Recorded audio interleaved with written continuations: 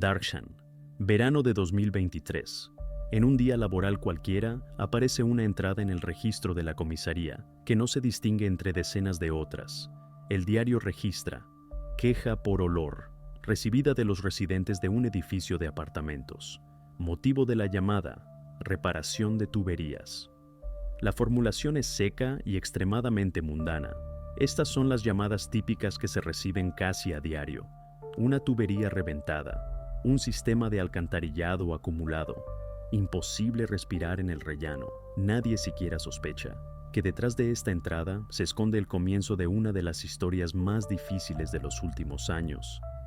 El equipo de guardia recibe la dirección: un edificio estándar de 5 pisos de construcción soviética. La casa se encuentra en un barrio residencial de Darkhan.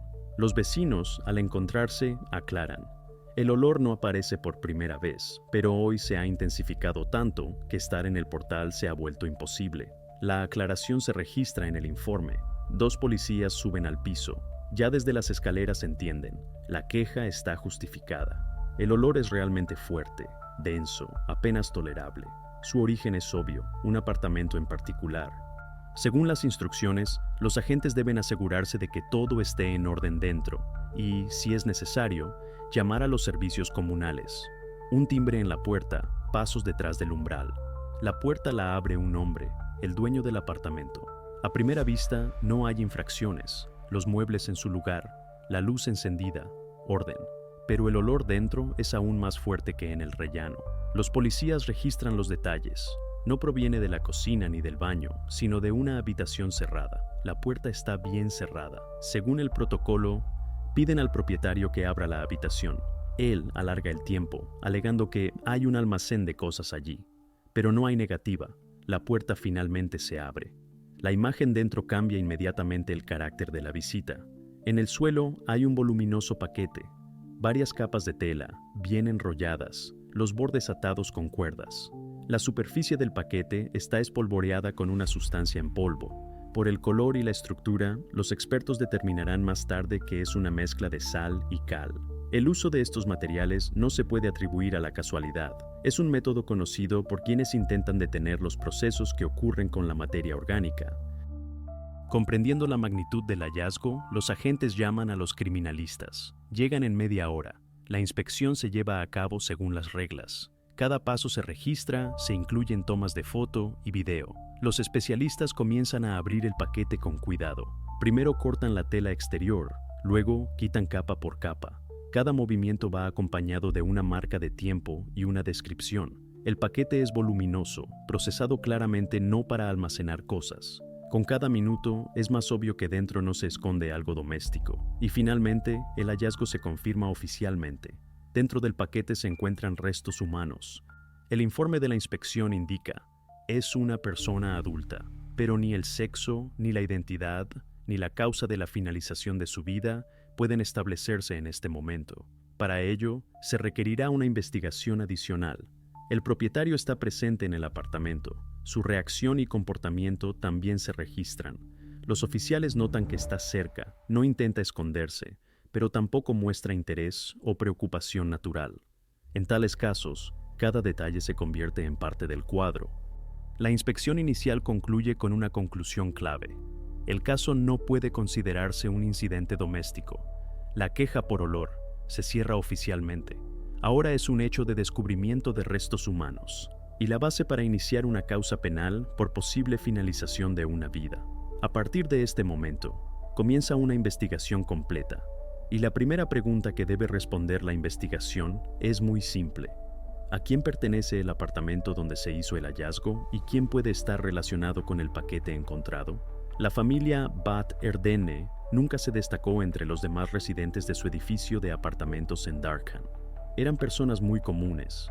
El cabeza de familia, Namgil, en ese momento de 48 años, trabajaba sin mucho alboroto, no buscaba una gran notoriedad y no mantenía conexiones sociales activas. Su esposa, Aisu, unos años menor que él, llevaba una vida hogareña habitual. Tenían 2 hijos adultos que ya se habían mudado hace mucho tiempo a la capital, Ulan Bator, así que en el apartamento solo quedaban los cónyuges. Este detalle se volverá clave más adelante, pero en ese momento nadie le dio importancia. Si se miraba a través de los ojos de los vecinos, no había nada alarmante en su vida. En las declaraciones dadas más tarde, se repetían las mismas palabras: tranquilos, introvertidos, normales. La gente los conocía solo en el ámbito doméstico. Los veían en el rellano, a veces se encontraban en el patio, pero no se establecieron contactos cercanos. Los cónyuges no organizaban fiestas ruidosas, no discutían, no tenían conflictos con los vecinos y nunca llamaron a la policía. La administración del edificio tampoco tenía quejas sobre ellos. En esencia, la familia Bat Erden parecía completamente discreta. Hay cientos de familias así. Pagan tranquilamente los servicios públicos, limpian a tiempo el rellano y tratan de no inmiscuirse en la vida de los demás. Para los que le rodeaban, esto era incluso una especie de garantía de estabilidad. En los edificios de apartamentos siempre hay algunos de estos pisos. Sus residentes apenas participan en la vida del patio, pero al mismo tiempo nunca causan problemas. Es por eso que el nombre Bat Erdene, hasta el año 2023, nunca apareció en los protocolos policiales ni en las listas de quejas de los inquilinos. Toda su descripción se resumía en un par de palabras cortas, y esto solo intensificó el contraste con lo que sucedió después. Sin embargo, el cuadro de tranquilidad se resquebrajó en el año 2019. Este año se convirtió en el punto a partir del cual la vida familiar dejó de ser común. Fue entonces cuando Aisu dejó de aparecer en sus lugares habituales. Los vecinos ya no la veían ni en el portal, ni en el patio, ni siquiera de pasada por la ventana. Los parientes también notaron que las reuniones y las llamadas cesaron. No hubo visitas, no hubo las conversaciones habituales. Todo se interrumpió inesperadamente. Con el tiempo, la ausencia de Aisu dejó de llamar la atención. Namgil aseguraba a los conocidos que su esposa se había ido con parientes. Mostraba mensajes raros de su parte en las redes sociales. En general, esto parecía plausible, ya que la gente a veces realmente se va por mucho tiempo, pero los detalles, fechas, lugares, explicaciones nunca aparecieron. Para los que le rodeaban, seguía siendo un tema cerrado. El hecho, que luego se registró en los materiales del caso, suena seco. Aisu desapareció del ámbito público exactamente en el año 2019. Desde ese momento, nadie la volvió a ver en persona. 4 años su ausencia permaneció oculta bajo las explicaciones de su esposo y bajo mensajes formales en Internet. Y esta línea, una familia tranquila que de repente perdió a uno de sus miembros y siguió viviendo como si nada hubiera pasado, se convertirá en una contradicción clave en la investigación posterior. Así, la imagen de la familia normal se desmoronó. En lugar de una célula social tranquila y discreta, los investigadores se encontraron con una historia donde todo se construyó sobre el ocultamiento y el engaño. Y ya en esta etapa quedó claro, lo que parecía una vida cotidiana normal era solo una fachada. Detrás de ella se escondía lo que finalmente condujo al caso más sonado de los últimos años en Darkhan. Cuando Aisu dejó de aparecer en casa y en el patio, la atención de los vecinos y conocidos se centró inmediatamente en su marido. En su casa, él siempre parecía ser el principal, la persona que llevaba todos los asuntos domésticos en sus manos, y fue él quien dio explicaciones cuando se empezaron a hacer preguntas sobre por qué Aisu no había sido vista en mucho tiempo. Namgil siempre tenía la misma respuesta: se había ido con parientes. La respuesta era tranquila, sin emociones, pronunciada como si fuera algo rutinario que no requería detalles adicionales. En estas palabras no había ni especificidad, ni fecha, ni lugar, solo una formulación general. Pero esto resultó ser suficiente. Al principio nadie hizo preguntas aclaratorias. La gente aceptó la versión como algo normal, y gradualmente se convirtió en una verdad no oficial, una explicación conveniente para todos. Para mantener esta leyenda, Namgil dio un paso más. Mostró correspondencia en las redes sociales. Los mensajes provenían de la cuenta de Aisu. Su contenido se reducía a frases cortas y monótonas. Estoy bien. No se preocupen. Volveré pronto. Estos mensajes parecían evasivas, sin detalles personales, sin las palabras o saludos habituales de ella. Pero los seres queridos no le dieron importancia. Lo principal era que la cuenta respondía, lo que significaba que la persona estaba en contacto. Así se explicaban muchos lo que estaba sucediendo. Y aunque en condiciones normales esto podría haber causado sospechas, aquí influyó la credulidad de los parientes. La correspondencia resolvió varias tareas a la vez. Tranquilizó a los hijos que querían saber cómo vivía su madre. convenció a los parientes lejanos de que Ai-su estaba bien y protegió a Nam-jil de preguntas innecesarias de los vecinos. Todos veían la confirmación en la pantalla del teléfono y consideraban la situación clara. Nadie verificó desde qué dispositivo se enviaban esos mensajes. Nadie pensó por qué en 4 años no hubo ni una sola videollamada, ni una sola foto tomada en un nuevo lugar.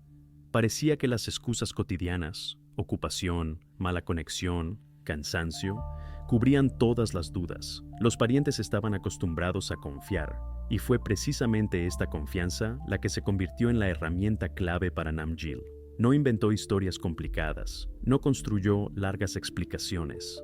Le bastaron un par de frases pronunciadas con voz uniforme y un par de mensajes cortos para mantener el control. Incluso cuando alguien notaba de pasada la extrañeza de que el contacto se limitara solo a textos, el marido siempre encontraba una excusa simple. Decía, allí hay mala conexión, o no puede hablar ahora, está ocupada.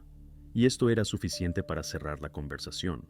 Lo principal que jugó a su favor fue la falta de una denuncia oficial. La policía siempre inicia la búsqueda solo después de que alguien presenta una denuncia de desaparición, pero en este caso no hubo ninguna denuncia. Ni el esposo, ni los hijos, ni los parientes acudieron a la policía.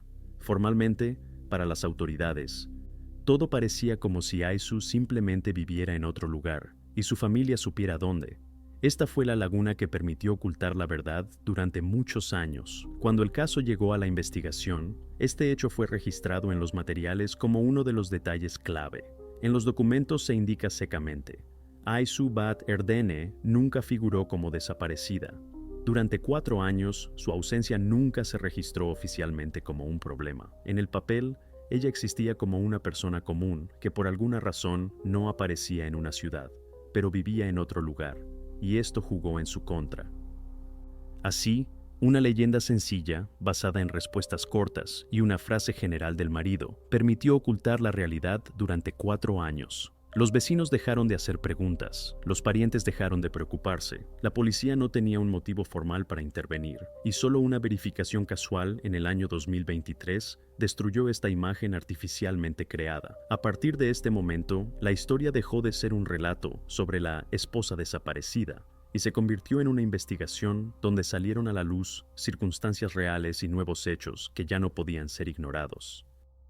Cuando los policías entregaron el hallazgo a los expertos, la investigación pasó inmediatamente a un nuevo nivel. El examen forense en tales casos siempre se convierte en un elemento central.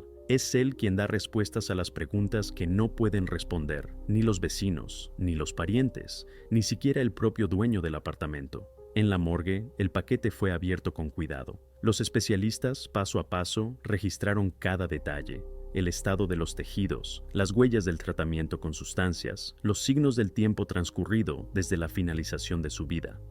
Todas las acciones se llevaron a cabo estrictamente según el protocolo para que más tarde no surgiera la menor duda sobre la veracidad de las conclusiones. Inicialmente, los expertos examinaron visualmente los restos, notaron las características de la dentadura e inmediatamente solicitaron información a la clínica municipal, donde Ai-su había sido atendida en diferentes años. Allí se conservaron registros de tratamientos dentales. Paralelamente, se ordenó una prueba de ADN. Los empleados del Departamento de Investigación tomaron muestras de sus parientes, de sus hijos y familiares por línea de sangre. En el laboratorio se realizó un análisis genético y los resultados coincidieron completamente. No podía haber error. Los restos encontrados pertenecían precisamente a Ai-su Bat Erdene. Esta noticia finalmente destruyó la ilusión de su viaje a casa de parientes. De repente, todas las conversaciones y seguridades de Nam-jil se convirtieron en palabras vacías. Ahora la policía tenía en sus manos no conjeturas, sino un hecho confirmado. La mujer, a quien se creía que se había marchado en el año 2019, había estado todo este tiempo en la casa. La siguiente etapa fue determinar la causa de la finalización de su vida. Los forenses examinaron cuidadosamente el cráneo, los huesos y los tejidos conservados. Descubrieron daños característicos en la región de la cabeza que solo pudieron haber sido causados por un impacto fuerte con un objeto pesado. Esto no fue consecuencia de una caída accidental o una enfermedad. La lesión fue vital y era incompatible con la vida posterior. El informe de los expertos indicaba claramente, La causa de la finalización de su vida fue un golpe en la cabeza con un objeto contundente. Por el grado de destrucción de los tejidos, se pudo determinar la antigüedad aproximada, unos 4 años. Este periodo coincidió completamente con el momento de su desaparición. Así, la versión de que Aisu simplemente se fue y no mantuvo contacto debido a una mala conexión o a que estaba ocupada, perdió finalmente sentido. La autopsia demostró que finalizó su vida aproximadamente al mismo tiempo que desapareció. Ahora la investigación tenía un hecho clave. La finalización de su vida fue por medios violentos. Paralelamente al examen, se realizó un registro en el apartamento. Cada habitación fue investigada en detalle, registrando incluso los pequeños detalles. Se inspeccionaron armarios, estanterías, objetos personales, cajas viejas. Se prestó especial atención a los objetos que podrían pertenecer a Aisu, y fue precisamente durante estas acciones que se encontró la evidencia más importante, su teléfono. El dispositivo yacía en un cajón entre papeles y cosas innecesarias. Externamente parecía intacto, pero la batería estaba completamente descargada. Cuando los especialistas restauraron los datos, se descubrió que la última actividad del teléfono databa del año 2019. Después de esa fecha, no hubo llamadas, ni mensajes, ni conexiones a la red. Este hallazgo fue decisivo. Si se cree en la versión del marido, Aisu se fue con parientes y vivió separada todo este tiempo. Pero entonces surge un hecho obvio. Una persona no se va sin teléfono, especialmente en nuestra época. Es imposible imaginar que lo dejara en casa y no lo usara durante los años siguientes. Una verificación oficial confirmó: el teléfono nunca salió del apartamento. Esto significaba que Aisu tampoco lo había dejado. Ahora la investigación tenía en sus manos 3 hechos contundentes: la identificación confirmada de los restos, la conclusión de finalización de la vida por medios violentos y las pruebas en forma de teléfono dejado en casa. Todas estas circunstancias indicaban la falsedad de la versión de Namgil. Él hablaba de un viaje y correspondencia, pero la pericia demostró: la correspondencia se realizaba desde un dispositivo que estaba en su casa, y la dueña de ese dispositivo ya no podía llevarla a cabo. Así, el caso pasó oficialmente de la categoría de desaparición de persona a la investigación de un presunto homicidio. Era una dirección fundamentalmente nueva. La policía debía establecer quién y bajo qué circunstancias infligió el impacto fatal, y cómo durante 4 años la familia y los vecinos permanecieron en completa ignorancia. La atención de la investigación ahora se centró en una persona, el cónyuge de Aisu, que había vivido todo este tiempo junto a un secreto oculto. Cuando el trabajo de los criminalistas confirmó la identidad de los restos encontrados y estableció que se trataba de Aisu Bat Erdene, la investigación dio el primer paso decisivo. A partir de ese momento, los operativos no tuvieron dudas. La persona principal y única que pudo haber estado involucrada en su desaparición y en lo que sucedió en el apartamento era su cónyuge, Namgil. El estatus procesal cambió oficialmente. Si antes figuraba como testigo y propietario de la vivienda donde se realizaban las diligencias, ahora se convirtió en el principal sospechoso. El momento de la detención también se formalizó de acuerdo con la ley. Los agentes le mostraron la orden, le explicaron sus derechos y le informaron el motivo de su detención. Después de eso, le pusieron esposas y lo llevaron a la comisaría. Para la investigación, este fue un evento de transición. El hombre que durante 4 años había simulado una vida normal y había asegurado a todos a su alrededor que su esposa estaba viva y de viaje, ahora se encontraba oficialmente en el centro de un caso penal. El interrogatorio comenzó en un ambiente estándar: una oficina, la presencia del investigador, el secretario, los testigos. Cada palabra se registraba en el protocolo. Primero, se le informó a Namgil sobre los resultados del examen. El investigador dijo directamente que los expertos habían confirmado la identidad de la persona fallecida. Para cualquier persona, tal información sería un shock. Normalmente, en este momento se registran reacciones violentas: llanto, gritos, negación, colapsos emocionales. Pero en este caso, el protocolo registró lo contrario. No mostró ninguna emoción. Su rostro permaneció tranquilo. Su reacción fue contenida, casi indiferente. Esta ausencia de emociones en sí misma se convirtió en un detalle que planteó serias preguntas. Luego se le dio la oportunidad de explicarse. El investigador hizo una pregunta directa: ¿cómo explicar que su esposa, quien supuestamente se fue en el año 2019, había estado todo este tiempo en su apartamento. Namgil repitió la misma frase que había dicho a vecinos y parientes. Ella se fue, pero ahora tenía en su contra hechos concretos, registrados por la pericia. En sus palabras no había ni lógica ni credibilidad. Ante la pregunta aclaratoria sobre cómo su esposa pudo irse y al mismo tiempo aparecer en la habitación donde la encontraron, él guardó silencio. El protocolo señaló. Se negó a responder. Su silencio fue más elocuente que cualquier palabra. Después de esto, el investigador presentó otra prueba. Sobre la mesa se colocó el teléfono de Aisu, encontrado durante el registro. La pregunta fue directa. Si realmente se fue y enviaba mensajes desde lejos, ¿cómo explicar que su teléfono estuvo en casa los 4 años? Namgil intentó nuevamente evadir la respuesta. Su respuesta fue corta. Ella lo olvidó, pero esta versión tampoco resistió el escrutinio. Los expertos analizaron el dispositivo. Se estableció que fue desde allí que se enviaron mensajes a los hijos y parientes. La localización mostró, durante todos esos años, el teléfono nunca salió del apartamento. Sus señales se registraron exclusivamente en el lugar de residencia. Así, una prueba tras otra, su leyenda se desmoronaba. La primera contradicción, los restos encontrados. La segunda, el teléfono. La tercera, la ausencia de llamadas y contactos personales durante 4 años. Cada nuevo hecho hacía que sus explicaciones fueran cada vez más insostenibles. Los investigadores registraron, las palabras de Namgil contradicen los resultados del peritaje y sus versiones no están respaldadas por ningún dato. Finalmente, el interrogatorio concluyó con la formalización de los documentos de detención.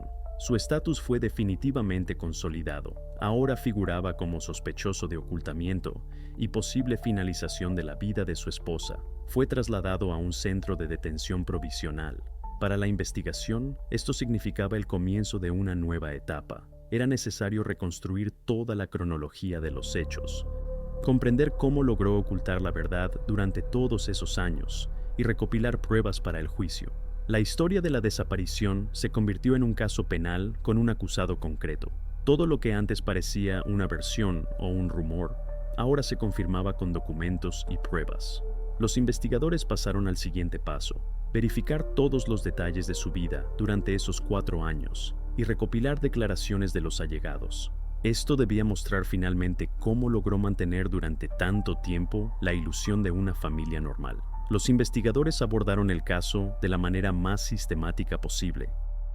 No solo era necesario registrar el hallazgo en el apartamento, sino también demostrar detalladamente que Aisu no podía haber llevado una vida independiente después del año 2019. Para ello, se verificó todo, desde sus cuentas bancarias hasta su huella digital. Cada detalle era importante porque precisamente de los detalles se construye el panorama completo. El primer paso fueron las solicitudes oficiales a bancos y entidades de crédito. Interesaba todo: ingresos salariales, prestaciones sociales, extracciones de efectivo, compras en tiendas, incluso pequeñas transferencias a través de cajeros automáticos. Las respuestas llegaron rápidamente y mostraron un panorama sorprendente. La última actividad se registró en el verano del año 2019. Después de eso, una ausencia total de cualquier transacción. Las cuentas permanecieron abiertas, las tarjetas válidas, pero simplemente no se utilizaron. Para una persona común, esto parecía ilógico. Incluso si Aisu hubiera vivido modestamente, de todos modos habría necesitado dinero para comida, transporte, medicamentos. El silencio total en los bancos significaba que su vida financiera se interrumpió en un instante. La siguiente etapa fue el estudio de sus contactos. Primero, se verificaron las llamadas y mensajes oficiales. Los operadores de telefonía proporcionaron los detalles. Se trazó un límite claro. Después de mediados del año 2019, todas las llamadas desaparecieron. Solo había una rara correspondencia, y exclusivamente por mensajes de texto. Ni una sola llamada de voz, para una persona que siempre había mantenido un contacto activo con sus seres queridos. Esto parecía antinatural. Paralelamente, se llamó a sus hijos para una conversación. Ellos confirmaron, no habían hablado directamente con su madre ni una sola vez en 4 años. Todos los contactos se reducían a mensajes en aplicaciones de mensajería, y esos mensajes parecían sospechosamente monótonos. No había la calidez habitual, ni detalles sobre la vida, ni expresiones personales, solo frases secas. estoy bien, volveré pronto, no se preocupen. Para los propios hijos, esto entonces les pareció extraño, pero el padre les aseguraba que todo estaba en orden. Cuando intentaban preguntar por qué su madre no llamaba, Namgil respondía siempre lo mismo: allí tiene mala conexión. A veces añadía que tenía un teléfono viejo o que no era conveniente hablar por voz. Estas explicaciones son muy posibles, pero solo hasta que la investigación revisó sus dispositivos digitales. Los expertos en ciberseguridad estudiaron detalladamente las cuentas de Aisu, revisaron redes sociales, mensajería instantánea, correo electrónico. Se descubrió que todos los inicios de sesión en sus cuentas se producían desde una misma dirección IP, la del Internet doméstico de la familia Bat Erdene. La ubicación no cambió ni una sola vez, incluso cuando en las conversaciones supuestamente se decía que ella se encontraba en otro lugar. Un análisis adicional mostró los mensajes se enviaban desde el teléfono que estuvo todo ese tiempo en casa. Esto fue un punto de inflexión. El teléfono, que según la versión del marido debía estar con ella en algún lugar, en realidad nunca salió del apartamento. Es más, cuando los expertos recuperaron los datos, resultó que desde mediados de 2019, el dispositivo no se utilizaba para su propósito directo. No se realizaban llamadas, la cámara no se encendía, ni siquiera se programaban alarmas. Funcionaba únicamente como herramienta para la correspondencia. Todo esto permitió a la investigación armar un cuadro unificado. La vida financiera de Aisu se detuvo en el año 2019. Ya no había comunicación por voz con los hijos. El teléfono se quedó en casa y se utilizó para simular su presencia. Los mensajes que supuestamente escribía ella eran fríos e impersonales. Todo indicaba que solo una persona tenía acceso a las cuentas y dispositivos: Namgil. En los informes, los expertos lo formularon de manera extremadamente clara. La fecha de su desaparición digital coincidió con mediados del año 2019. Después de esta marca, Aisu, como persona independiente, dejó de existir en el campo de la información. Todo lo que aparecía en su nombre era controlado y generado por otra persona. Esta conclusión se convirtió en la prueba clave de que la versión de "se fue" fue completamente fabricada. Así, la investigación pudo no solo desmantelar la leyenda del marido, sino también fijar el momento exacto en que la vida de Aisu se interrumpió de facto. Y ahora, lógicamente, se planteaba el siguiente paso. Había que entender cómo Namgil había logrado ocultar la verdad durante 4 años. Después del año 2019, la vida habitual en este apartamento cambió más allá del reconocimiento. Los vecinos notaron que Namgil comenzó a comportarse como si se aislara deliberadamente del mundo exterior. Si antes podía salir al patio, hablar con los vecinos sobre cosas cotidianas, quedarse en el rellano e intercambiar un par de frases sobre asuntos comunitarios, gradualmente esos contactos prácticamente cesaron. Dejó de ser visto en lugares comunes, aparecía cada vez menos en la calle y no participaba en la vida de la casa. Muchos recordaban que incluso al encontrarse, se limitaba a asentir brevemente y trataba de terminar la conversación lo antes posible. Especialmente preocupante era la forma en que gestionaba las visitas de extraños. Para las inspecciones programadas, ya fueran fontaneros, electricistas o empleados de la empresa administradora, las puertas permanecían cerradas. A las solicitudes de inspeccionar el equipo, respondía con una negativa y explicaba siempre lo mismo: "Lo haré yo mismo". Externamente, esto podría parecer una manifestación de autosuficiencia, la costumbre de arreglárselas sin ayuda. Pero a medida que la situación se repetía una y otra vez, se tenía la impresión de que su objetivo no era reparar por sí mismo, sino evitar que nadie entrara en el apartamento. Cuando los parientes visitaban, el cuadro se volvía aún más revelador. Él los recibía en la puerta, en el pasillo, y siempre daba la impresión de tener prisa. En raras ocasiones, les permitía pasar a la cocina, donde podían sentarse y hablar, pero el acceso a las habitaciones más lejanas permanecía cerrado. Las puertas siempre estaban cerradas con llave o entreabiertas, e incluso los más cercanos no podían ver lo que había detrás de ellas. A las preguntas directas sobre su esposa, respondía con las mismas frases, como si las hubiera memorizado. Ella está durmiendo, salió a la tienda, en el baño. Ninguna respuesta era concreta. Ninguna vez se ofreció a llamarla o a mostrar dónde estaba. Al principio, esto se aceptaba como una pequeña rareza, pero al repetirse año tras año, quedó claro que tales explicaciones ya no parecían posibles. Los investigadores examinaron específicamente cómo mantenía la apariencia de su presencia. Y aquí surgió otro detalle importante. En las tiendas cercanas recordaban bien a Namgil. Compraba regularmente cosas que claramente pertenecían a su esposa. Eran artículos de higiene personal, a veces incluso ropa nueva.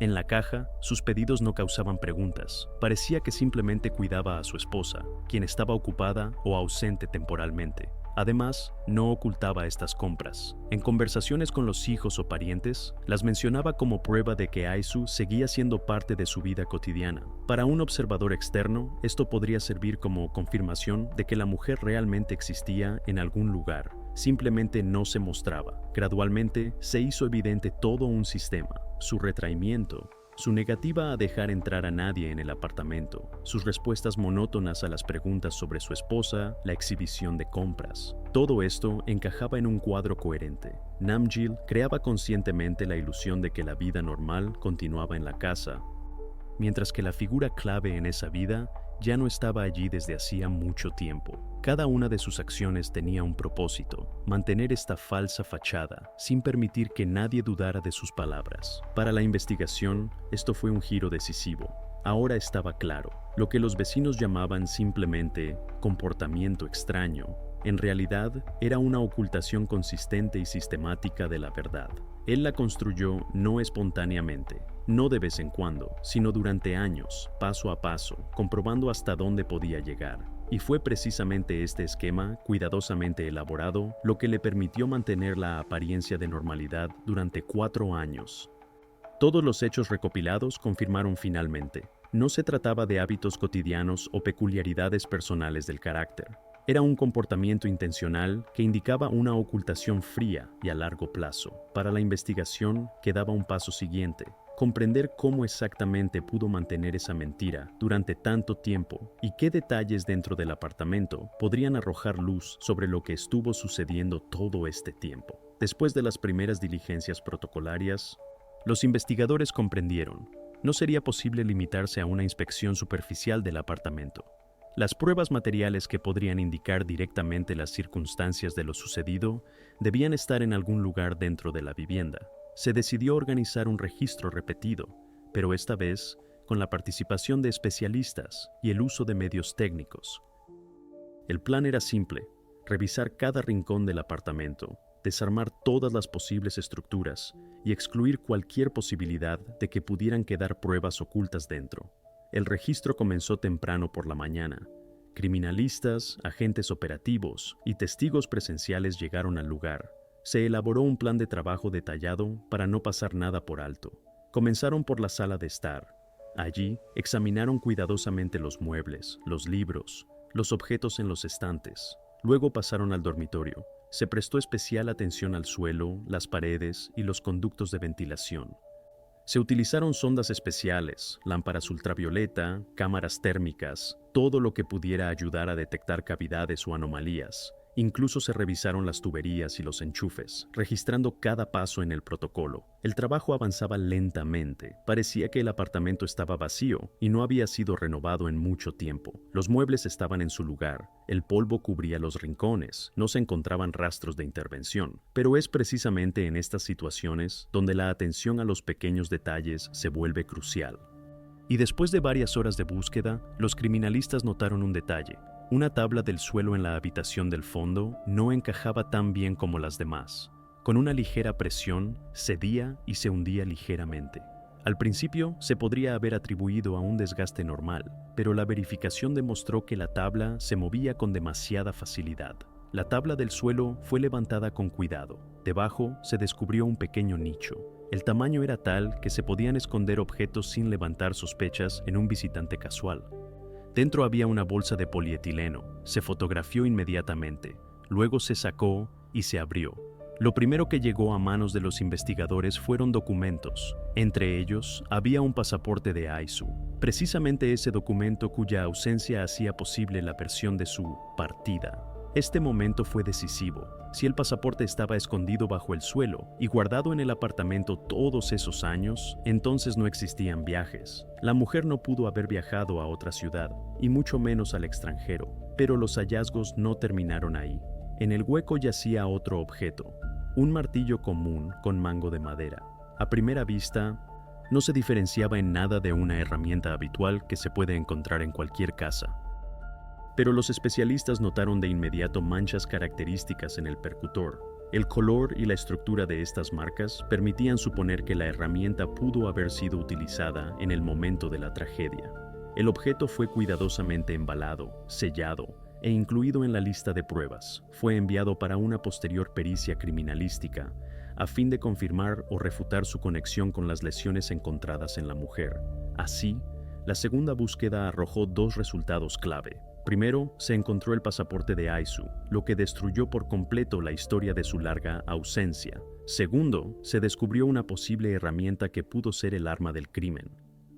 Estos hallazgos cambiaron el curso del caso. Ahora la investigación no solo contaba con indicios indirectos y testimonios de los vecinos, sino también con pruebas materiales que vinculaban directamente al esposo con lo sucedido. Tras el registro de los hallazgos, el apartamento fue precintado y los objetos enviados a peritaje. Los investigadores comprendieron: si el análisis confirmaba el origen de las manchas en el martillo, la base probatoria contra Namgil sería prácticamente irrefutable. El caso entraba en una nueva fase, donde lo principal era establecer el mecanismo exacto de los hechos y confirmar la intención. El siguiente paso era obvio: el peritaje de las pruebas y su formalización legal en el expediente del caso. Cuando los investigadores encontraron el martillo debajo de las tablas del suelo, lo incluyeron inmediatamente en el protocolo y lo embalaron cuidadosamente en contenedores especiales. Estos objetos llaman la atención no solo por su estado, sino también por el contexto en el que se encuentran. No era una herramienta a la vista en un cajón con otras cosas, sino una que había sido intencionadamente escondida bajo el entarimado junto a los documentos de Aisu.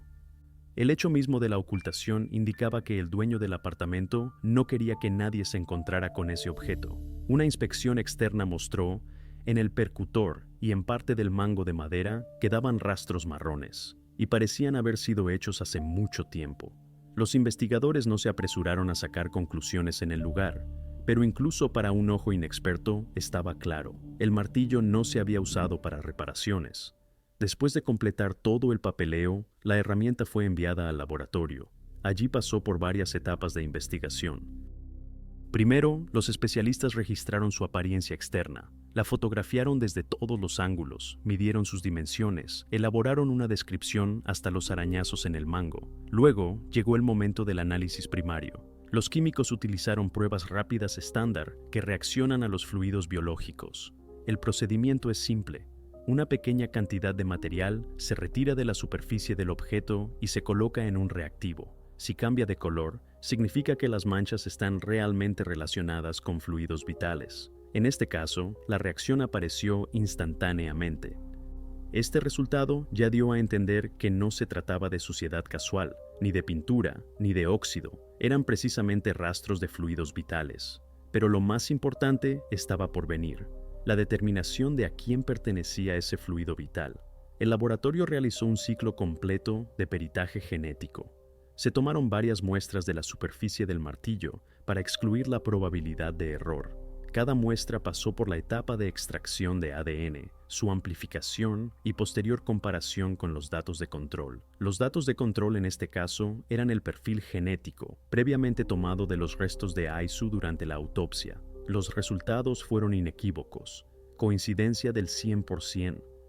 En el martillo se conservaron rastros de fluidos vitales de Aisubat Erdene.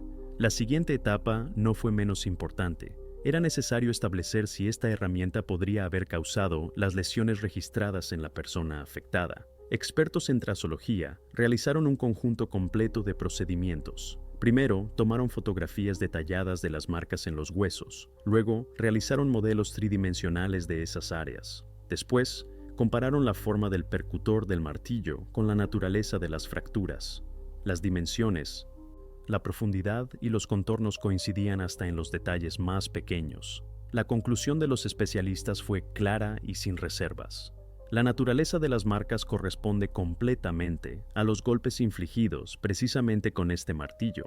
Así, la investigación obtuvo de inmediato varias confirmaciones clave. Primero, la herramienta se encontró en el apartamento del sospechoso y estaba escondida, lo que ya indica un intento de ocultar pruebas. Segundo, en el martillo se conservaron rastros biológicos que el laboratorio identificó inequívocamente como sangre de Aisu.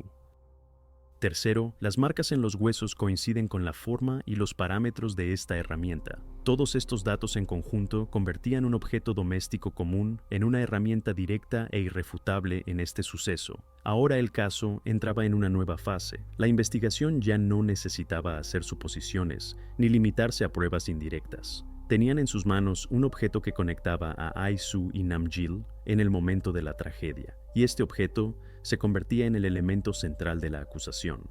Basándose en los peritajes, la investigación se preparaba para presentar formalmente la acusación, y las pruebas reunidas debían ser la base del futuro proceso judicial. Los investigadores comprendieron, incluso si ya tenían en sus manos el martillo con manchas marrones, incluso si el análisis genético mostraba una coincidencia, e incluso si la lógica de los acontecimientos apuntaba directamente al marido, esto aún no era suficiente para dar por cerrado el caso. Un proceso legal siempre requiere un estudio exhaustivo de todos los escenarios posibles, incluso los más improbables. De lo contrario, en el juicio, la defensa podría alegar que la investigación se había centrado desde el principio en una línea predeterminada, sin considerar alternativas. Por eso, el trabajo en esta etapa fue minucioso, metódico y muy extenso. El primer paso fue un estudio detallado del entorno de Aisu. Para ello, se solicitaron listas de empleados de su antiguo trabajo. Se verificaron las direcciones de sus familiares. Se elaboró una lista de personas con las que mantenía contacto regularmente. Los investigadores llamaron a colegas, se reunieron con vecinos del barrio, interrogaron a conocidos de la familia. En los protocolos aparecían frases secas: caracterizada positivamente, introvertida, no tenía malos hábitos. No se encontraron menciones de conflictos, deudas o litigios. Los servicios de seguridad de los bancos confirmaron, no tenía disputas de crédito pendientes. Las instituciones médicas no registraron consultas relacionadas con situaciones conflictivas. Su vida parecía ser lo más tranquila e inadvertida posible. Cuando se habló de la familia, los investigadores estaban obligados a revisar a absolutamente todos, incluso a los más cercanos. Por eso la atención se centró en sus hijos, que ya vivían en la capital desde hacía tiempo. Primero se comprobó el registro de llamadas de sus teléfonos.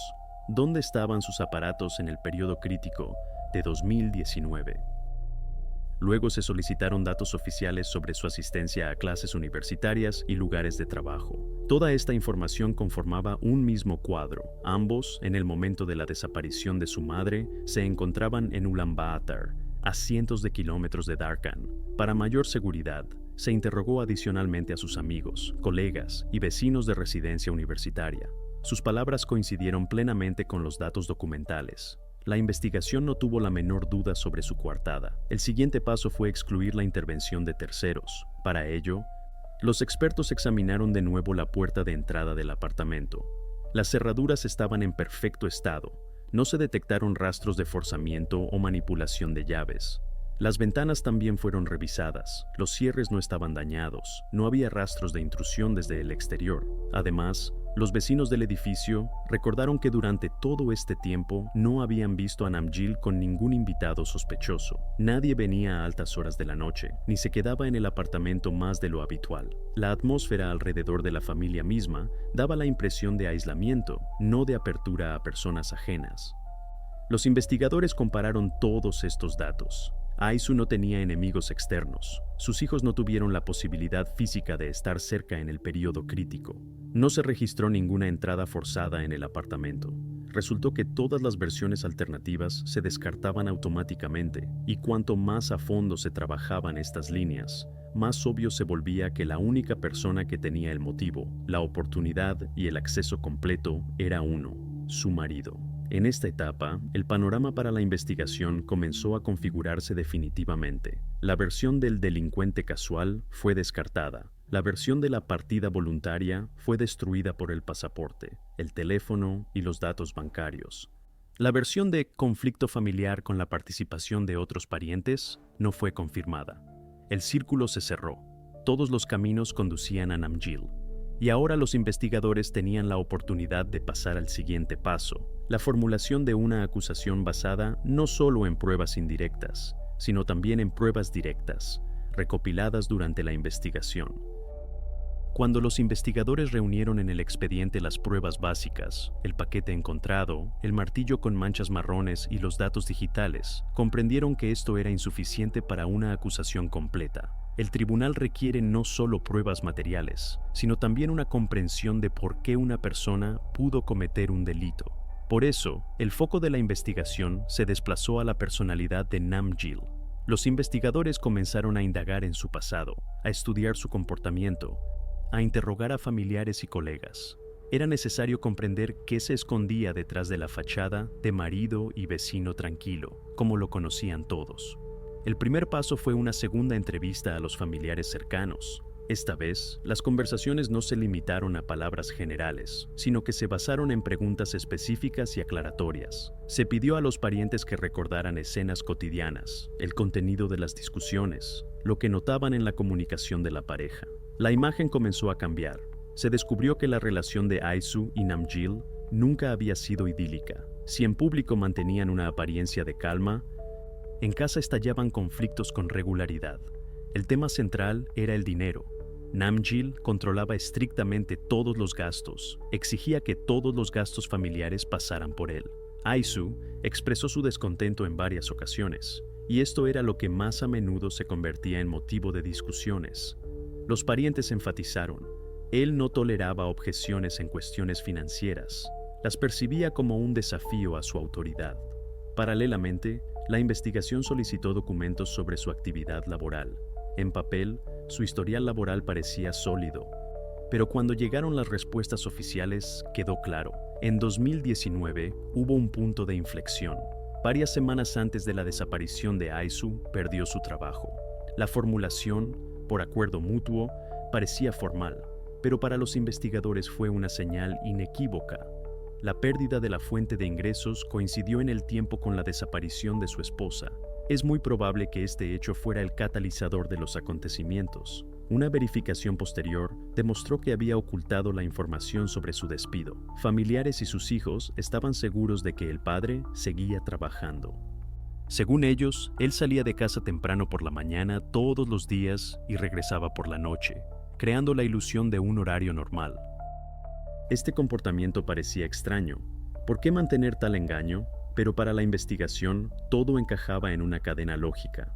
Él no quería que la familia supiera la verdad. Al perder su ingreso y estatus estables, se encontró en un estado de estrés constante y miedo a ser descubierto. Los testimonios permitieron reconstruir la imagen. En ese periodo, las discusiones entre los cónyuges se hicieron más frecuentes. Aisu expresaba su descontento porque el dinero se retrasaba y los gastos se limitaban. Pero ella no sabía lo principal. Su marido ya no trabajaba. Para los investigadores, esto fue un hallazgo importante. Una crisis oculta que él no podía expresar, y la tensión dentro de la familia solo aumentaba. En el expediente del caso aparecieron 3 elementos clave que determinaban el motivo. Primero, los conflictos domésticos crónicos debido a las finanzas, que se arrastraban durante años. Segundo, el despido repentino en 2019, que coincidió en el tiempo con la desaparición de su esposa. Tercero, la mentira consciente, mantenida diariamente, cuando él continuaba yendo a trabajar, aunque en realidad no tenía un lugar de empleo.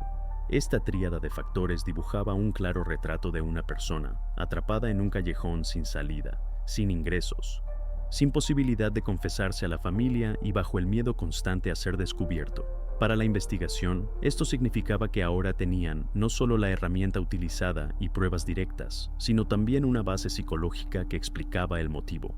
Namgyal dejó de ser simplemente el dueño del apartamento donde se encontraron los restos. Se convirtió en una figura cuya biografía y acciones encajaban en la lógica coherente de la investigación. La ruina financiera, la mentira y la incapacidad de confesarse a su esposa se convirtieron en la clave para comprender por qué los acontecimientos de 2019 terminaron en tragedia. Esta conclusión se convirtió en otro eslabón sólido de la acusación. La investigación podría pasar al siguiente nivel: la preparación del caso para su presentación en el tribunal, donde el motivo, las pruebas y los testimonios debían conformar un sistema de pruebas unificado. El interrogatorio de Namgyal no fue una simple diligencia más, sino el punto central de toda la investigación. Ese día, los investigadores se prepararon con especial esmero. Sobre la mesa se habían reunido todas las pruebas clave, fruto de varios meses de minucioso trabajo. La atmósfera en la sala era fría, oficial, pero precisamente esa sequedad y sobriedad hacían que cada palabra tuviera peso. Namgyal estaba sentado enfrente. Se mantenía externamente tranquilo, aunque se notaba que la tensión interna aumentaba. Comprendía. La situación había cambiado, y ahora no podría limitarse a las palabras habituales de que su esposa se había ido. El investigador inició el interrogatorio sin preámbulos. No hubo presión en la voz ni amenazas directas. Actuó según un esquema establecido. Presentó las pruebas una tras otra. Primero, sobre la mesa, un teléfono móvil encontrado en el apartamento. Era el mismo dispositivo que usaba Aisu. El investigador constató: la última actividad se registró en 2019. Desde entonces, el dispositivo no se había vuelto a conectar a la red. Esto significaba que la versión de la partida se desmoronaba de inmediato, ya que la mujer no podía comunicarse desde otro lugar, dejando el teléfono en casa. Luego, sobre la mesa apareció un segundo objeto, el pasaporte. Fue descubierto en un escondite bajo el suelo. Este documento excluía definitivamente la posibilidad de que Aisu hubiera abandonado la ciudad. Simplemente no tuvo la oportunidad de salir del país, ni siquiera de su propia región. El investigador subrayó: no hubo cruces de frontera, no hubo registros, no hubo rastros de su existencia oficial después de 2019. Y finalmente, el tercer objeto fue una bolsa transparente con un martillo. En su superficie se veían manchas que saltaban a la vista. Este fue el momento en que la tensión en la sala alcanzó su máximo. El investigador desplegó los papeles y leyó los resultados del peritaje. Las manchas en el percutor eran sangre. Es más, el análisis de ADN realizado mostró una coincidencia total con el perfil biológico de Aisu. Esto significaba que el objeto no solo se encontró en el apartamento, sino que vinculaba directamente a Namgyal con el incidente de su esposa. La reacción del sospechoso fue registrada en el protocolo. Hasta entonces, había respondido monosílabos, fingiendo no entender la esencia de los hechos presentados. Pero después de la lectura de los resultados del análisis, cambió drásticamente. Bajó la mirada, dejó de mirar al investigador y guardó silencio durante mucho tiempo. Varias veces intentó decir algo, pero las palabras no salieron. En ese momento quedó claro: la defensa se derrumbaba. El investigador no se apresuró. Le dio tiempo al sospechoso para que asimilara la situación, y luego dio el último y más importante paso. No preguntó directamente sobre el suceso, ni exigió explicaciones sobre los restos encontrados. En cambio, pronunció una frase que golpeó en la esencia misma. Ella se enteró de que lo despidieron, y fue por eso que ocurrió el conflicto. Esta réplica sonó tranquila, pero contenía el motivo que la investigación había establecido previamente. Esas palabras fueron el punto de inflexión. Hasta entonces, Namgyal podía negar las pruebas, decir que su esposa olvidó el teléfono o no tuvo tiempo de llevar el pasaporte.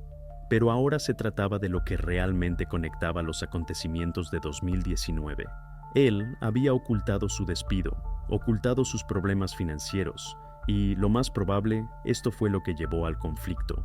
En el rostro del sospechoso apareció por primera vez una reacción notable.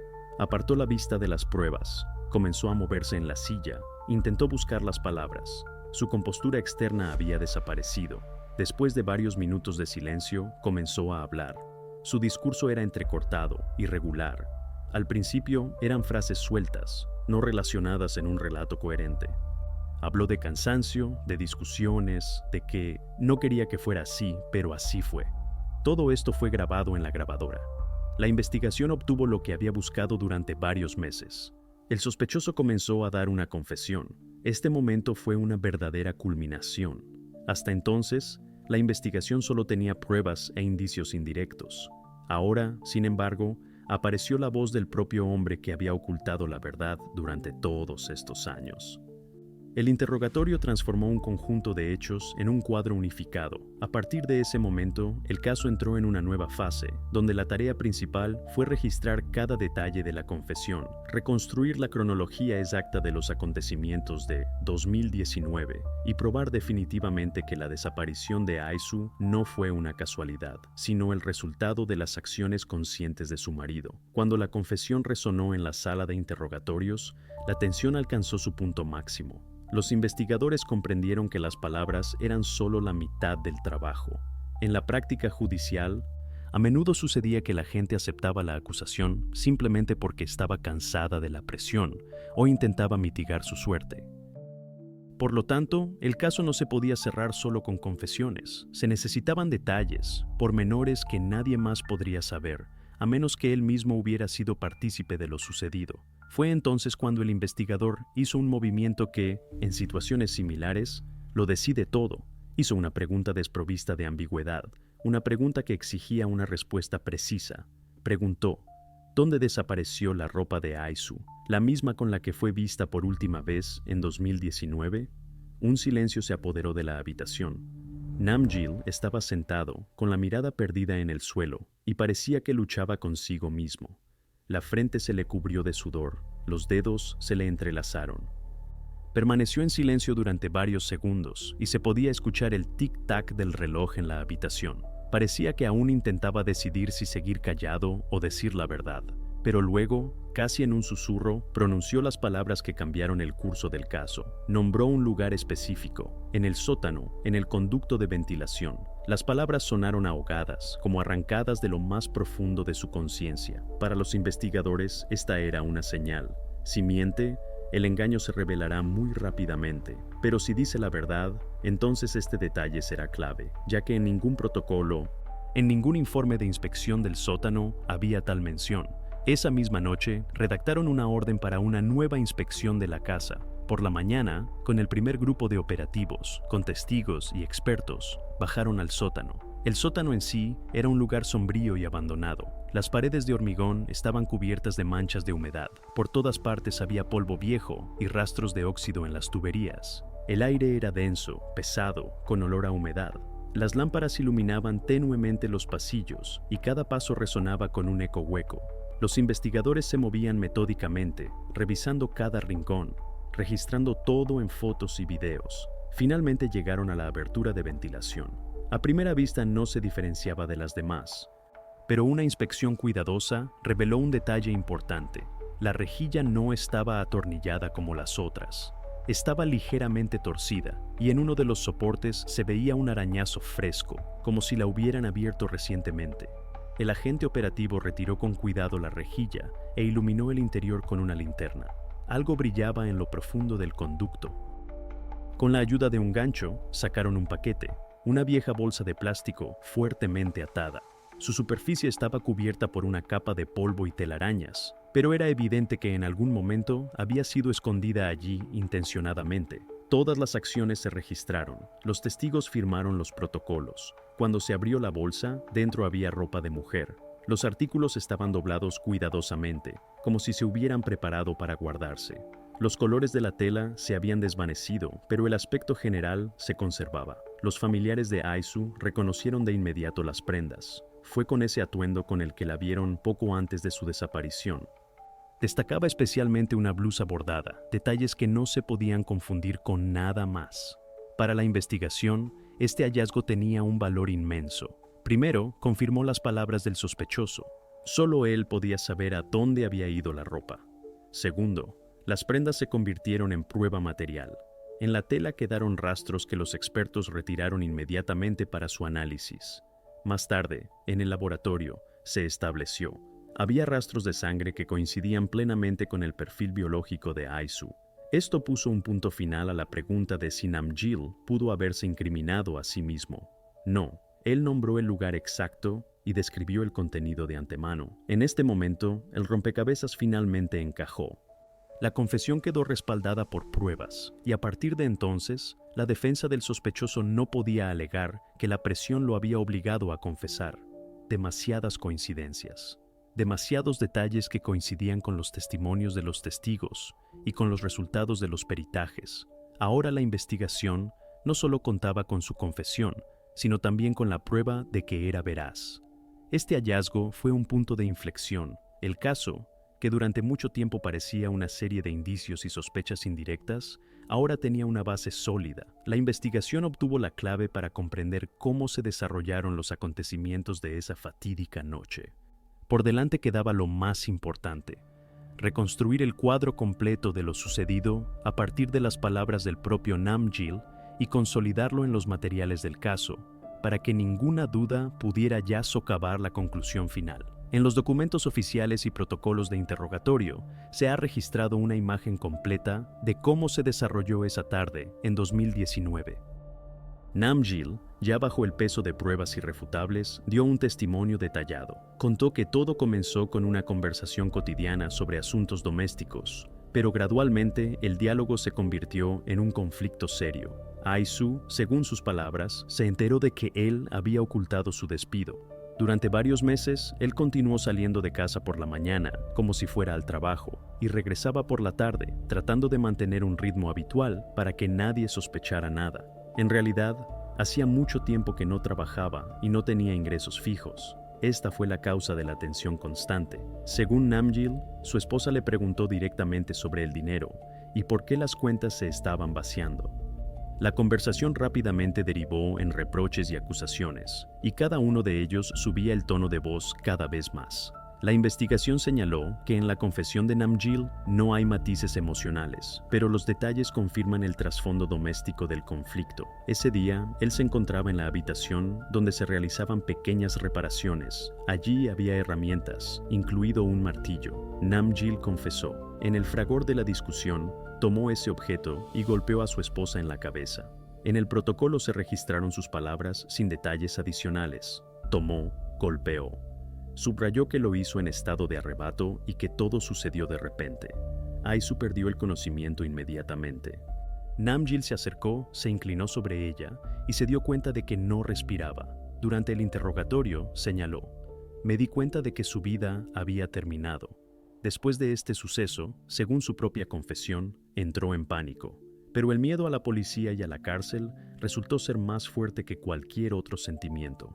Namgyal estaba seguro de que, si pedía ayuda, sería acusado inmediatamente de un delito intencional y encarcelado. En ese momento, tomó la decisión de no llamar a nadie. Otro motivo, que él mismo declaró, concernía a la familia. Confesó que temía ser descubierto ante los ojos de sus seres queridos. En el protocolo se registraron sus palabras. No quería que sus hijos supieran lo que su padre había hecho. Luego comenzó a actuar metódicamente. Para ocultar los rastros de lo sucedido, Namgyal utilizó telas, film, sal y cal, tratando de evitar la aparición de olores. Llevó todo a una habitación separada, que luego cerró. Esta habitación se convirtió durante muchos años en un escondite al que nadie, excepto él mismo, entró. Sus acciones posteriores solo confirman que construyó conscientemente una ilusión. Comenzó a mantener correspondencia en nombre de su esposa, utilizando sus cuentas. Los mensajes eran cortos: "Estoy bien, pronto regresaré". Para mantener la credibilidad, ocasionalmente compraba prendas de vestir femeninas, productos de higiene personal. A veces incluso pedía artículos que supuestamente usaba Ai-su. Todo esto tenía un único objetivo: mantener la ilusión para los demás de que ella seguía viva, solo que estaba de viaje. A los ojos de los vecinos y parientes, la situación parecía plausible. Nadie presentó denuncias, ya que todos estaban convencidos de la versión expuesta por el propio Namgyal. Solo años después, una queja casual sobre un olor se convirtió en el punto de partida para el descubrimiento de esta historia. Pero la confesión del sospechoso confirmó finalmente: la desaparición de Ai-su en 2019 no fue voluntaria, ni estuvo relacionada con su partida. Fue un conflicto dentro de la familia que terminó trágicamente. Basándose en estas confesiones y las pruebas recogidas, la investigación concluyó que Ai-su no había abandonado la casa por su propia voluntad, sino que su desaparición había sido cuidadosamente orquestada. Namgyal mantuvo la mentira durante varios años, creando una apariencia de vida normal, aunque en realidad su propio secreto había estado con él todo este tiempo. Ahora la tarea de la investigación consistía en elaborar una base probatoria completa y preparar los materiales para remitir el caso al tribunal. Después de la confesión registrada en el protocolo, los investigadores se plantearon una nueva tarea: reconstruir el cuadro completo de los acontecimientos. No solo comprender el curso general del caso, sino rastrear en detalle qué hizo Namgyal el día de la tragedia y en los años siguientes. La reconstrucción se convirtió en un elemento necesario. Sin ella, era imposible mostrar al tribunal la magnitud y la sistematicidad de sus acciones. Cada movimiento, cada acto, debía ser confirmado y ordenado en una cronología estricta. De los materiales del caso se sabe: inmediatamente después del conflicto y el golpe, Namgyal no hizo ningún intento de pedir ayuda. No llamó a una ambulancia ni a la policía. En cambio, casi de inmediato comenzó a actuar como si tuviera un plan previamente pensado. Primero, se dirigió a las ferreterías. Allí compró sacos de sal, cal, varias piezas de tela densa, film de construcción y cuerda. Los recibos permitieron establecer la hora exacta e incluso los puntos de venta específicos. Estos datos se incluyeron más tarde en los materiales del caso penal como prueba de preparación para la ocultación. Al regresar a casa, procesó el hallazgo en la habitación. Primero espolvoreó sal, luego añadió cal. Todo esto se hizo para ralentizar los procesos naturales. Luego, envolvió el paquete en tela, lo cubrió con film y lo ató fuertemente con una cuerda. El paquete resultante era grande y pesado, pero lo trasladó cuidadosamente a la habitación más alejada, que prácticamente no se usaba. Esta habitación se convirtió más tarde en un escondite, donde ya no permitía la entrada a nadie. Mantenía la puerta cerrada y la llave siempre la llevaba consigo. Namgyal no se detuvo ahí. Entendió que un solo ocultamiento físico no sería suficiente. Tarde o temprano, la ausencia de su esposa levantaría preguntas. Por lo tanto, decidió construir una leyenda, crear la ilusión de que Aizu simplemente se había ido y seguía viviendo en algún lugar lejano. Para ello, comenzó a usar activamente su teléfono. Entraba en las cuentas, escribía mensajes cortos a parientes y a sus hijos. El contenido de estos mensajes siempre era monótono y lo más neutral posible. Estoy bien, pronto regresaré, no se preocupen. No había detalles personales, característicos de una comunicación real. Ni una sola llamada, ni una sola videollamada, solo mensajes cortos. Pero esto fue suficiente para tranquilizar a los seres queridos durante algún tiempo. Cuando alguien preguntaba directamente dónde estaba Aizu, él respondía evasivamente.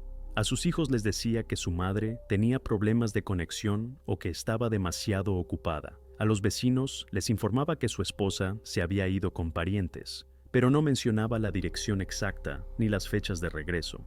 En raras ocasiones, incluso mostraba la pantalla del teléfono con nuevos mensajes, supuestamente confirmando sus palabras. Todo esto creaba la ilusión de verosimilitud. Mantuvo todo este esquema durante 4 años. Durante todo este tiempo, Namgyal vivió en el mismo apartamento.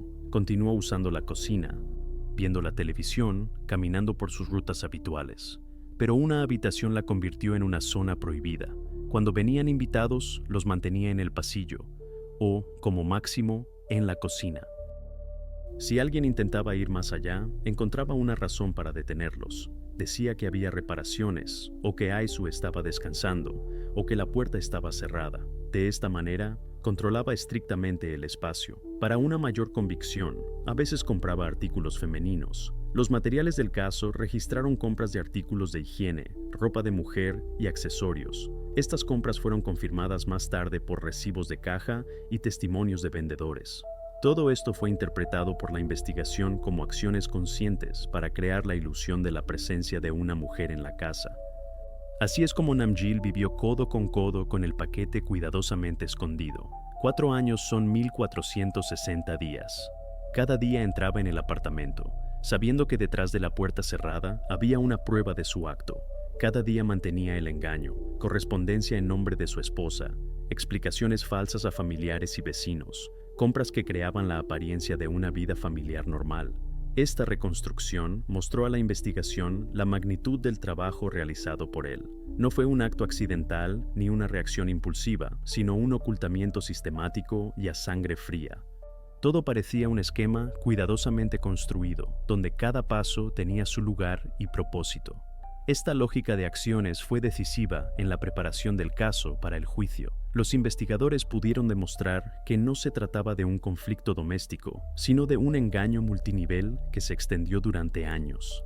Esta conclusión fue la clave para la siguiente etapa: la consolidación legal de las acusaciones, la formación de la posición final de la investigación y la preparación para el proceso judicial. El proceso judicial en el caso de Namjil Bat Erdene fue la culminación de toda la historia, larga, dolorosa y terrible. Todo lo que había sucedido hasta ese momento, la minuciosa investigación, la búsqueda de pruebas, los interrogatorios interminables y los peritajes, finalmente tomó forma en estrictos documentos legales. Cada línea de la acusación fue verificada y comprobada. La investigación llegó al tribunal con tal cantidad de pruebas que prácticamente no quedaban dudas. La acusación fue formulada de manera clara y extremadamente específica. El artículo principal se refería a la privación intencional de la vida de su cónyuge, y se destacaban por separado los episodios relacionados con las acciones posteriores de ocultación. La investigación insistió. No solo cometió el acto, sino que durante 4 largos años mantuvo una mentira cuidadosamente construida, engañando a familiares, vecinos, colegas e incluso a sus propios hijos. Este hecho, según la acusación, hacía su acto aún más cruel y cínico. Cuando el fiscal leyó por primera vez las acusaciones en la sala del tribunal, la atmósfera se volvió extremadamente tensa. Todos los presentes esperaban la reacción de Namjil. Podía seguir negando, podía intentar justificarse, pero en cambio eligió otra línea: la confesión. Sus palabras sonaron contenidas, casi distantes. Confirmó todo lo que los investigadores ya sabían. No hubo declaraciones grandilocuentes ni intentos de provocar simpatía. Parecía que simplemente constataba un hecho con el que ya no tenía intención de discutir, pero la confesión no simplificó el proceso. La defensa intentó encontrar para él el más mínimo atenuante. Los abogados hablaron de un estado psicológico grave, de que en 2019 se encontró bajo la presión de muchas circunstancias: pérdida de trabajo, conflictos familiares constantes, miedo a ser descubierto. Según su versión, actuó en un estado de fuerte tensión emocional, lo que significaba que no fue un cálculo a sangre fría, sino un arrebato de afecto. Insistieron: sí, es culpable, pero la pena debe tener en cuenta estos matices. La acusación, por su parte, construyó una línea completamente diferente. El fiscal recordó que todo lo que sucedió después de la fatídica noche refutaba por completo la versión de la casualidad. La compra de materiales especiales, la creación de una imagen digital de la esposa, el envío de mensajes en su nombre, el mantenimiento de la leyenda de la partida durante 4 años. Esto no es afecto, es un trabajo frío, premeditado y sistemático para ocultar las huellas. Además, la acusación enfatizó que estas acciones causaron un dolor adicional a la familia y los seres queridos, quienes seguían viviendo en la espera, creyendo en la leyenda creada por Namjil. El tribunal escuchó atentamente a ambas partes. Cada argumento fue registrado, cada detalle discutido. El juez analizó no solo los argumentos emocionales, sino también los hechos confirmados por documentos, peritajes y testimonios de testigos. Durante las sesiones quedó claro, a pesar de los intentos de la defensa de suavizar la situación, la parte fáctica del caso era demasiado grave. La declaración de culpabilidad solo confirmaba las conclusiones de la investigación y no aliviaba su responsabilidad.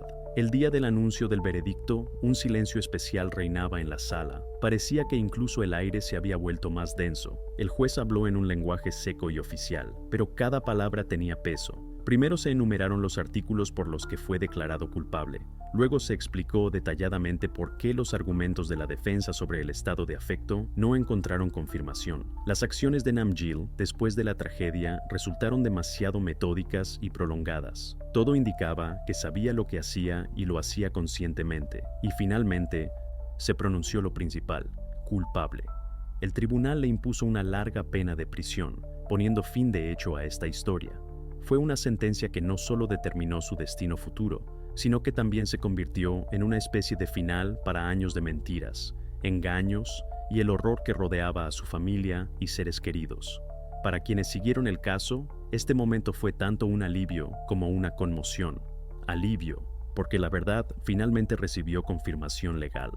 Conmoción, porque quedó finalmente claro hasta dónde puede llegar una persona para ocultar su acto. El caso fue cerrado, pero junto con él, no solo terminó la historia del crimen, sino también toda una época en la vida de la familia, los vecinos, los amigos. Las personas que vivieron en la ignorancia durante 4 años obtuvieron respuestas, pero estas respuestas resultaron ser tan terribles que el pozo de ellas permaneció para siempre. Así terminó el proceso judicial. Pero la huella dejada por esta historia fue mucho más profunda que las líneas del veredicto. Quedó en la memoria de las personas que fueron parte de esta tragedia y se convirtió en objeto de discusión para toda la sociedad, como un ejemplo de lo que es capaz de hacer una persona atrapada en las garras de la mentira y el miedo. La historia no terminó con la sentencia del tribunal, al contrario, fue a partir de ese momento cuando la familia comenzó una nueva etapa, aún más difícil. Después de todo, el proceso duró meses y durante todo ese tiempo, los seres queridos mantuvieron una pequeña esperanza. Tal vez todo fue un malentendido. Tal vez el padre solo reconocería parte de la culpa y el resto sería una acusación diferente, más leve. Pero después de la lectura del veredicto, las ilusiones se desvanecieron. La sentencia puso un punto final, y en ese momento, para los hijos de Aisu, todo se derrumbó a la vez. Perdieron a su madre en 2019, aunque entonces les parecía que ella simplemente se había ido. 4 largos años creyeron los mensajes que llegaban a los teléfonos. Frases cortas como "todo está bien", "pronto regresaré", "no se preocupen". Estas líneas los sostenían, les daban la oportunidad de no hacerse preguntas tortuosas. Pero ahora resultó que durante todos esos años su propio padre había estado jugando con ellos. Y cuando la verdad salió a la luz, el golpe fue doblemente fuerte. No solo la ausencia de la madre, sino la traición del padre, quien los privó de ambos padres a la vez.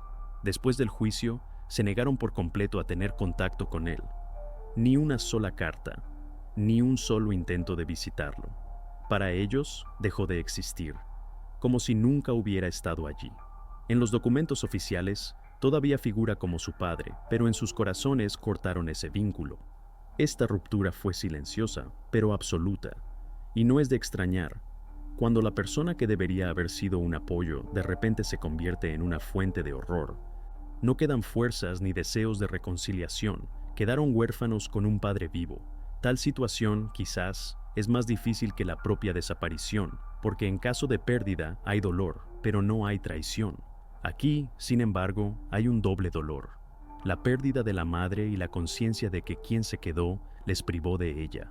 En un instante, todo su mundo se convirtió en un desierto quemado, donde no hay pasado ni futuro, solo un recuerdo del que uno quiere escapar. El destino del apartamento también se convirtió en parte de esta terrible herencia. Después de la investigación, la vivienda fue sellada y luego, una vez que se retiraron todas las pruebas, se convirtió en una caja vacía, llena de un silencio mortal. Los familiares ni siquiera intentaron establecerse allí. Nadie se atrevía a cruzar el umbral. Parecía que la atmósfera misma del apartamento estaba impregnada de misterio y horror. Los vecinos intentaban evitar la puerta, y en sus conversaciones entre ellos comenzaron a llamarlo el apartamento de la momia. Este nombre se le pegó tan fuerte que incluso en los anuncios de venta la gente encontraba una excusa para rechazarlo al conocer su pasado. Varias veces, agentes emprendedores intentaron ponerlo en el mercado, ofreciendo un precio por debajo del valor de mercado, pero todo fue inútil. Nadie quería vincular su vida con un lugar donde durante 4 años se había escondido un terrible secreto. Poco a poco, el apartamento se convirtió en un monumento silencioso. Por la noche, sus ventanas permanecían oscuras, y en el patio, los niños se asustaban unos a otros con historias sobre ese apartamento. Incluso los transeúntes ocasionales, al escuchar la dirección, la reconocían y se quedaban en silencio. Así, el espacio que alguna vez fue un hogar para una familia se convirtió en un símbolo de destrucción. Y si recordamos cómo era este apartamento antes, el contraste se vuelve casi insoportable, porque fue aquí donde la familia se reunía en la mesa, celebraba fiestas, recibía invitados. Aquí sonaban risas y conversaciones, bullía la vida. Pero después de 2019, todo cambió y las paredes absorbieron recuerdos muy diferentes: oscuridad, silencio y soledad. Ahora esta casa se ha convertido para la ciudad en un ejemplo de cómo un solo crimen puede transformar un espacio vivo en un lugar del que la gente se aparta. Pero lo más espantoso de esta historia es su paradoja final. Namgil siempre insistió. Quería salvar a la familia. Quería que Aisu y los suyos pensaran que la madre estaba viva y en algún lugar lejano, para que siguieran sintiendo su presencia. Fue por eso que falsificó mensajes, inventó la leyenda de la partida. En su cabeza, esto parecía un intento de proteger a la familia del dolor, pero en realidad, sus acciones lo destruyeron todo. Aisu ya no está. Sus hijos perdieron a su madre y a su padre al mismo tiempo. El apartamento se convirtió en un lugar que ahora nadie quiere ni ver. El nombre de la familia Bad Erdene se asoció no con el respeto y la memoria, sino con una historia horrible de la que los vecinos susurran.